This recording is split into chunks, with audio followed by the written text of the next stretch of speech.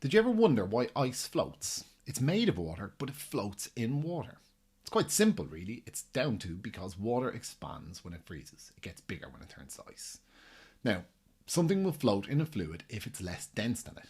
And density is the amount of mass, what you normals call weight, it has for every unit of volume. So that's how big it is. So something like styrofoam that doesn't weigh very much when it's got a large amount of it means it's got a low density. Whereas something like gold or lead has a very high mass for every cubic centimetre, and that means it's got a high density. Anyway, back to water and ice. When water freezes, the water molecules, which up to now have been happy to move around and slide all over each other, they start to form a rigid crystal structure, which is why it's solid and hard. But this fixes those molecules in place. Now, that place just happens to be very slightly further apart in this crystal structure than when the water is liquid. So the volume of the ice gets a little bit bigger than when it was liquid water. You with me so far? Well, the number of molecules hasn't changed. It's the same amount of water, so the mass is the same. Meaning this number has stayed the same, while this one has got bigger.